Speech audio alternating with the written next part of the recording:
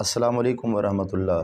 نبی کریم علیہ الصلاۃ والسلام کے وسیلے کے بارے میں کچھ لوگوں کا یہ عقیدہ ہے کہ نبی کریم علیہ السلام کا جو وسیلہ ہے پیش کرنا یہ حرام عمل ہے، یعنی حضور کا وسیلہ نعوذ باللہ حرام ہے۔ اور کچھ لوگ یہ کہتے ہیں کہ بھی حضور کے وسیلے کے بغیر کوئی مطلب ہے کہ مقصد پورا یا مکمل نہیں ہوتا۔ تو آئیے آج علماء کرام سے جانتے ہیں کہ نبی کریم علیہ السلام کا وسیلہ دینا اللہ کی بارگاہ میں کیسا ہے اور وسیلہ جائز ہے یا نہیں۔ چلیے سب سے پہلے علماء کرام کے بیانات سنتے ہیں۔ اور آقا کریم علیہ السلام نے اس کی خود بھی تعلیم دی۔ حضرت عثمان بن حنیف رضی اللہ تعالی عنہ سے روایت ہے، ترمذی شریف کے اندر، سنن نسائی کے اندر، ابن ماجہ شریف کے اندر، طبرانی نے اپنی موجم کے اندر، حاکم نے مستدرک کے اندر، امام احمد نے اپنی مسند کے اندر، اور بھی درجنوں محدثین نے اس حدیث کو روایت کیا اور اس حدیث کو صحیح کہا ہے۔ حضرت عثمان بن حنیف رضی اللہ تعالیٰ عنہ اس کی روایت کرتے ہیں، کہتے ہیں ہم حضور کی خدمت میں بیٹھے ہوئے تھے کہ ایک شخص آیا جس کی آنکھوں میں روشنی نہیں تھی، ایک نابینا آ گیا اور عرض کرتا ہے کہ حضور میں نابینا ہوں، میرے لیے کچھ کرو۔ حضور نے فرمایا اگر تو صبر کرے تو تیرے لیے بہتر ہے، اور اگر تو صبر نہیں کرتا تو پھر میں تجھے دعا بتاتا ہوں۔ اس نے کہا جی مجھ سے تو صبر نہیں ہو سکتا۔ وہ کیا کہتا، اندھے کو کیا چاہیے دو آنکھیں۔ اس نے کہا کہ میرے سے تو صبر نہیں ہوتا۔ اچھا حضور نے کہا کہ تو صبر کر لے تیرے لیے اچھا ہے، تو وہ کر لیتا نا۔ اس پہ تھوڑا سا غور میں آپ کا چاہ رہا ہوں۔ ایک خاتون آئی، اس کو مرگی کے دورے پڑتے تھے، تو آقا کریم کی خدمت میں عرض کی کہ حضور میں مرگی کے دوروں میں مبتلا ہوں، اور جب مرگی کا دورہ پڑتا ہے تو میں گر جاتی ہوں اور میرا سطر بھی کھل جاتا ہے، اور عورت ذات میرے لیے دعا کر دیں کہ مجھے مرگی کے دورے نہ پڑے۔ حضور نے فرمایا اگر تو صبر کرے تو تیرے لیے جنت ہے، اگر تو صبر کر لے، میں دعا نہیں کرتا تو صبر کر لے تو تیرے لیے جنت ہے، اور اگر کہے تو میں دعا کر دیتا ہوں مرض ختم ہو جاتا ہے۔ اس نے کہا میں صبر کر لوں، لیکن اتنی دعا کر دیں جب میں گروں تو میرا سطر نہ کھلے۔ اب حضور نے دعا کی، مرگی کے دورے اس کو پڑھتے تھے، لیکن جب گرتی تھی سطر نہیں کھلتا تھا۔ اب اس عورت کو کہا کہ اگر تو صبر کرے تو جنت کا وعدہ ہے، تیرے لیے بہتر ہے۔ اس عورت نے صبر کر لیا، لیکن اس صحابی کو کہا کہ اگر تو صبر کرے تیرے لیے بہتر ہے۔ اس نے کہا میں نہیں کر سکتا صبر۔ ایک عورت نے صبر کر لیا حضور کے وعدے پہ، جنت کے وعدے پہ، مرد نہ کر سکا۔ مرد میں حوصلہ زیادہ ہے، کیوں نہ کیا؟ اصل بات یہ ہے ادھر صرف دورے تھے، ادھر آنکھیں نہیں تھی۔ کہتے تھے آنکھیں ملیں میں تو آپ کی زیارت کروں گا، میں تو اس لیے آنکھیں لینے آیا ہوں کہ آپ کی زیارت ہو جائے، اس میں مجھ سے صبر نہیں ہوتا، میں تو ترس گیا ہوں آپ کی دید کے لیے۔ وسیلہ بنانا اس سے کیا مراد ہے؟ یعنی اللہ تعالیٰ سے دعا کے لیے وسیلہ بنانا جائز ہے۔ وسیلے کی ایک شکل ہے کہ اللہ میں واسطہ دیتا ہوں تجھے تیرے نبی اور محبوب محمد کا صلی اللہ علیہ وسلم کہ میری یہ دعا قبول فرما لے۔ یہ کوئی شرک وغیرہ نہیں ہے۔ اگرچہ اہل حدیث حضرات کا موقف یہ ہے کہ وسیلہ اور واسطہ دعا میں صرف زندہ شخصیتوں کو بنایا جا سکتا ہے، فوت شدگان کو نہیں۔ اس کے لیے بڑی دلیل ہے ان کے پاس، اس لیے کہ جب قحط پڑا تھا حضرت عمر رضی اللہ تعالیٰ عنہ کے زمانے میں، تو انہوں نے یہ الفاظ کہے تھے کہ اللہ جب تک نبی زندہ تھے حضور صلی اللہ علیہ وسلم، ہم اللہ اس کی وساطت سے تجھ سے دعا کرتے تھے۔ اب وہ تو ہمارے اندر نہیں ہے، ہم حضور کے چچا عباس کو پیش کر رہے ہیں، ان کے وسیلے سے ہم دعا کر رہے ہیں کہ ہماری اس تکلیف کو دور فرما دیں۔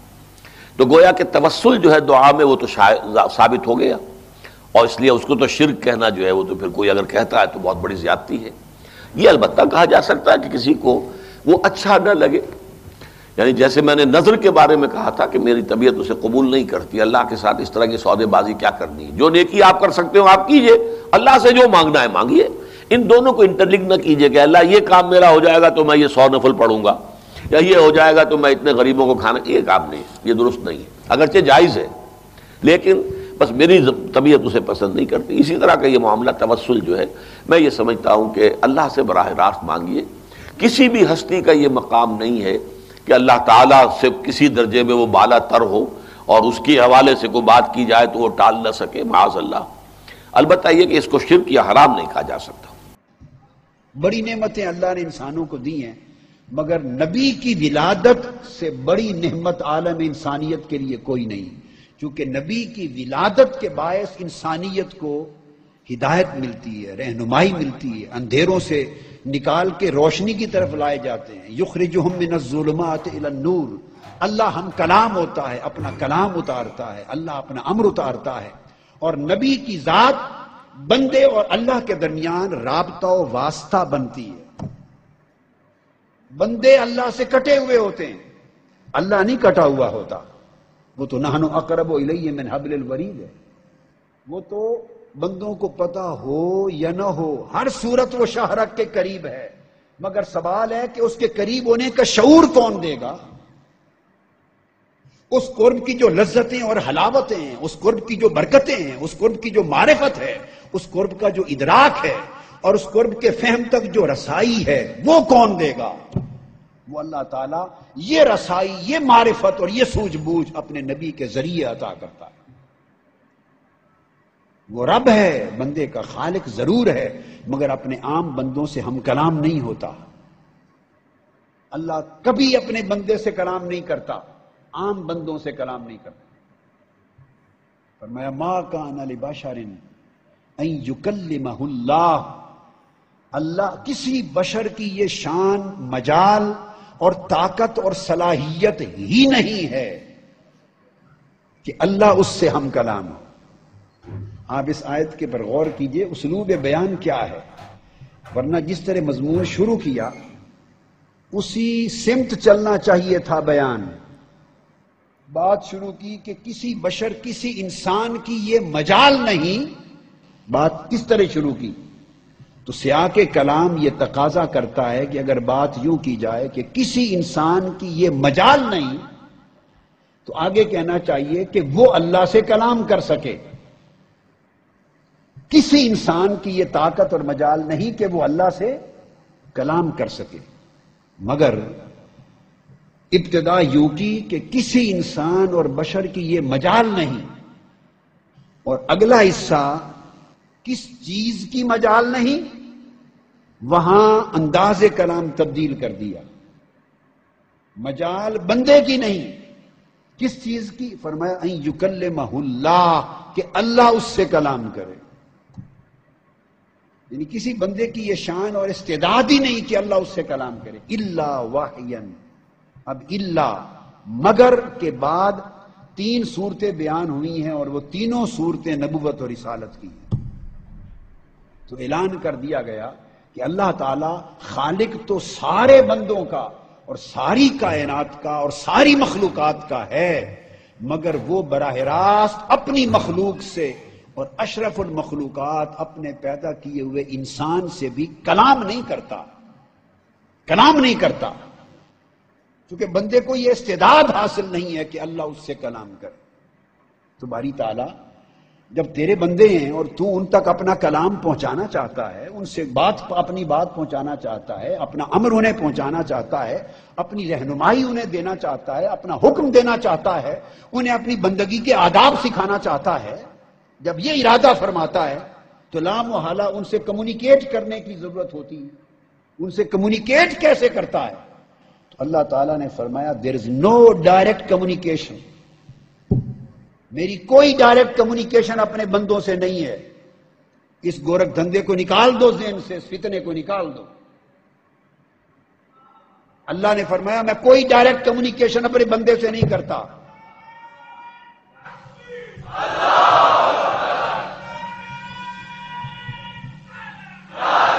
پھر کیا کرتا ہوں؟ جب ارادہ کرتا ہوں تو الا وحین، بندوں کے اور اپنے درمیان ایک ہستی کو انسانوں میں سے، مخلوق میں سے، برگزیدہ محبوب مقرب انسانوں میں سے ایک کو منتخب کر لیتا ہوں، اسے منصب نبوت پہ فائز کرتا ہوں، اور اپنے بندوں کے درمیان ایک نبی کو واسطہ بنا دیتا ہوں۔ تو واسطہ بنانا اللہ کی سنت ہے۔ کسی کے صدقے دعا مانگنا، یا کسی کے طفیل دعا مانگنا، یا کسی کے وسیلے سے دعا مانگنا، یہ 3 مختلف الفاظ ہیں جن کا مطلب ایک ہی ہے۔ بعض لوگ کہتے ہیں وسیلے سے دعا مانگنا، بعض کہتے ہیں فلاں کے صدقے دعا، اے اللہ میری یہ فلاں کے صدقے میرا یہ کام کر دے، اے اللہ فلاں کے طفیل میرا یہ کام کر دے۔ تو اس میں تفصیل پوچھی جائے گی۔ جو آدمی اس طرح سے دعا مانگتا ہے کہ اے اللہ میرا نبی کے صدقے یہ کام کر دے، یا فلاں بزرگ کے صدقے یہ کام کر دے، یا فلاں بزرگ کے وسیلے سے یہ کام کر دے، تو اس سے پوچھا جائے گا کہ آپ کا مطلب کیا ہے۔ وسیلے کا مطلب اگر یہ ہے کہ مجھے چونکہ رسول اللہ صلی اللہ علیہ وسلم سے محبت ہے، یا میں چونکہ نبی صلی اللہ علیہ وسلم کا امتی ہوں اور آپ صلی اللہ علیہ وسلم اللہ کے محبوب ہیں، تو میں چونکہ نبی کا امتی ہوں تو اس لحاظ سے میں نبی کا واسطہ دے رہا ہوں کہ میرا بھی اللہ تو تھوڑا سا خیال کر، میرے اعمال اگرچہ ایسے نہیں ہیں لیکن تیرے محبوب کا امتی ہوں یا تیرے محبوب سے محبت کرتا ہوں۔ تو وسیلے کا یہ مفہوم اگر لیا جائے تو یہ بالکل جائز ہے، اس لیے کہ اللہ تعالیٰ کی رحمت ہے کہ اللہ نے ہمیں نبی کا امتی بنایا، تو اللہ تعالیٰ سے کوئی اس کا واسطہ دیا جا سکتا ہے، یا کسی بزرگ کی محبت کا واسطہ دیا جا سکتا ہے، اللہ فلاں بزرگ کے وسیلے سے میرا یہ کام کر دے۔ کیا مطلب کہ فلاں بزرگ وہ تیرے محبوب بندے تھے، تو میں چونکہ ان سے محبت کرتا ہوں تو انہی کا خیال کر کے میرا یہ کام کر دے، تو کام اللہ ہی کرے گا۔ اس میں کوئی بزرگ واسطہ نہیں بن رہے ہیں کہ وہ اللہ تعالیٰ کی مدد کریں گے معاذ اللہ، یا نبی واسطہ نہیں بن رہے ہیں کہ وہ اللہ کی مدد کریں گے آپ کا کام کروا دیں گے، ایسا نہیں ہے۔ تو یہ بالکل جائز ہے، اس میں کوئی حرج نہیں ہے۔ جی ہاں دوستو، آپ نے مختلف علماء کرام کے بیانات سن لیے ہوں گے کہ نبی کریم علیہ السلام کا جو وسیلہ ہے وہ دینا کیسا ہے۔ تو صحابہ کرام بھی حضور کا وسیلہ اللہ کے بارگاہ میں پیش کرتے تھے، اور کافی حدیث مبارکہ علماء کرام پیش کر رہے ہیں کہ حضور کا وسیلہ جائز ہے۔ تو وسیلے کے لحاظ سے آج کی ویڈیو بہت بڑی امپورٹنٹ تھی، تو امید ہے کہ آپ کو آج کی ویڈیو میں سے بہت کچھ حاصل ہوا ہوگا۔ تو مزید ویڈیوز کے لیے چینل کو سبسکرائب کر لیں، ویڈیو کو لائک شیئر کر دیں، کمنٹس میں جا کے اپنے رائے کا اظہار لازمی کر دیں کہ کس کا موقف درست ہے۔ ملتے ہیں اگلے ویڈیو میں، اللہ حافظ۔